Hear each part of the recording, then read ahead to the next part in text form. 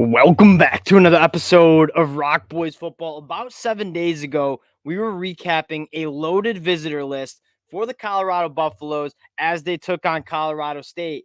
And after having a massive win, a game that garnered 9 million people watching it at 2 a.m. Eastern time, Colorado is riding that momentum on the recruiting trail. And I think the most exciting thing for Colorado fans is as good as this team looks in 2023, coming off a 1-11 season, like they're still just getting started. Coach Prime still hasn't had some full recruiting cycles to kind of build this roster out.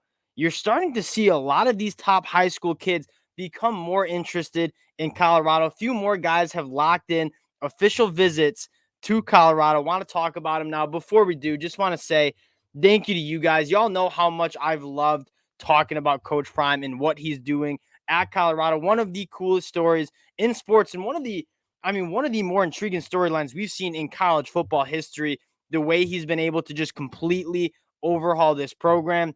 Appreciate all the support you guys have shown the boys. So if you do enjoy the content, you enjoy the updates, consider subscribing to the channel. And without further ado, let's get into it. I want to start with kind of the timeline of Colorado and on the recruiting trail. There's been a lot of haters, or Coach Prime would call them non-believers, kind of getting at Colorado for getting a slow start to the 2024 recruiting class. Only 8 commits, sitting outside the top 70. What I would say is most of these guys were kind of being recruited and now are committed over the summer. What was Coach Prime doing over the summer? He was attacking the transfer portal, not really much in the 2024 class. And you know what? Want to know why I think he was doing that was he knows high school kids are going to be interested in coming to Colorado. Top high school kids like 5 stars Ryan Wingo, who we're going to be talking about. That being said, I think he recognized the importance of, yeah, they're going to be interested. How do we get them to commit to Colorado? We got to show them that this program is going in the right direction and that they're joining something that is going to be special. So instead of focusing so much in the 2024 class, he focused in the transfer portal, getting this team to where it needs to be so they're opening 3-0 and they're going on the road and playing an Oregon team that everybody's talking about. He's done that. They're going to continue to win games. And I think that is kind of going to lead to a lot more momentum closing out this 2024 class and into 2025. So when I say they're just getting started, I truly believe that. I think you're seeing the quote, if you build it, people are going to come kind of in full effect here, because you take a look at the high schoolers that are interested in, increasingly more interested in Colorado. I mean, it is growing exponentially. A guy like Jordan Seaton, who we talked about, visited last week, said, yeah, Coach Prime called me. You can't say no to him. And so he goes out, takes an official to Colorado. It sounds like he absolutely loved it. Want to talk about a few other guys that Colorado fans should be keeping an eye on. And first, we're going to start with 5-star Ryan Wingo, who it sounds like he's trending to Texas, but locked in an official visit for that USC game, not this week, but next week. Ryan Wingo, 5-star wide receiver, complete game changer. And I think one of the narratives is you take a look at what this Colorado offense looks like. Guys like Jimmy Horn, Xavier Wheeler, Travis Hunter when healthy. I mean, they are putting up some crazy numbers. Shadur Sanders getting them the football. This is an offense that if you're a 5-star wide receiver, 5-star running back, 5-star quarterback, you want to go play in that offense. Sean Lewis doing a phenomenal job kind of creating a really high octane, powerful offense that puts points and numbers up on the board. Ryan Wingo from St. Louis, Missouri, has already been interested in Colorado, took a visit in the spring.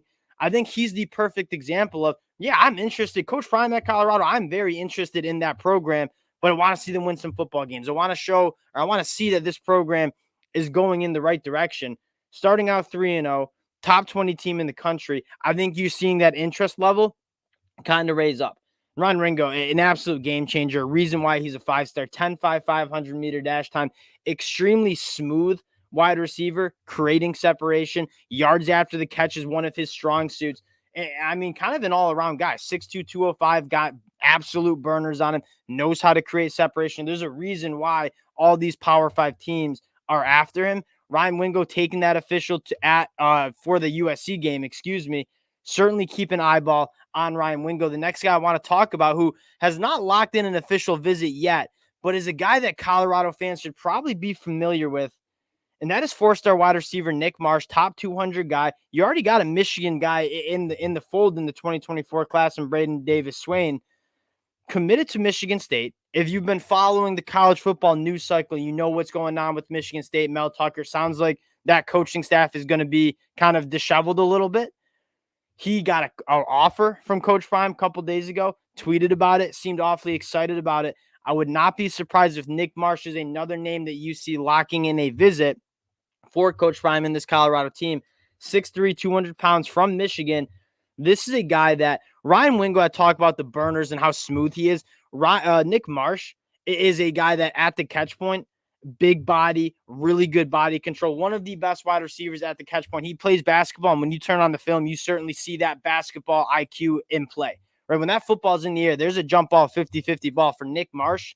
It is certainly not a 50-50 ball. So you're getting a guy that is really good at the catch point, big physical frame, but most importantly, that body control, that ability to go up and grab footballs.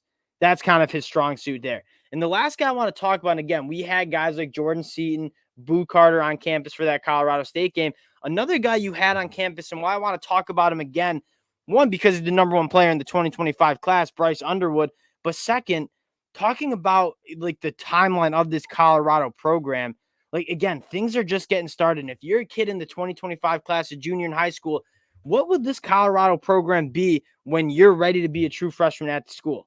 For Colorado, it's looking like it could be a very special program. The next thing I want to talk about is if you're Bryce Underwood, you want to go to a school that has a powerful offense, that has a ton of playmakers for you to use and get the ball to.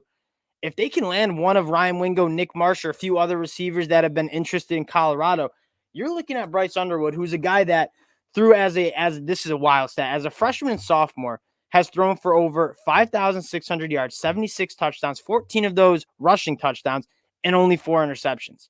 I mean, this is a guy that's truly the number one player in the country for a reason, the number one quarterback in that 2025 class. And if you're Bryce Underwood and you're trying to figure out where you want to go to school, and you see not only this Colorado offense putting up extremely good numbers, you're seeing Deion Sanders kind of take college football by storm, Heisman candidate, the highest NIL value that you see across the country. Why not Colorado? Especially if you can land a guy like Ryan Wingo or Nick Marsh, who we just talked about.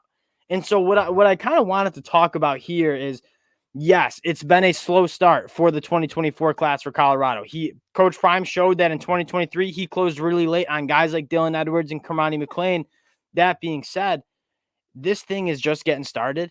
And I think if you're a guy in the 2024 and 2025 class and you see what Coach Prime's doing and you imagine what this program can be when you get to school, I mean, it is extremely special. And you would keep asking the question, why not Colorado? There's not many answers that say, why not Colorado? So again, just some names to keep an eyeballs on. We're going to continue to update this list again as Colorado continues to win games. You know, more kids are going to be interested in this program. We're going to keep covering kind of who's visiting, how this recruiting trail is looking, because again, as special as it is in 2023, like the future is what I think is the most bright for this Colorado team heading into the future. Again, appreciate the Colorado fans and all the support you guys have shown the boys. If you do enjoy the update, you enjoy the content, consider subscribing to the channel, and we'll talk to y'all later.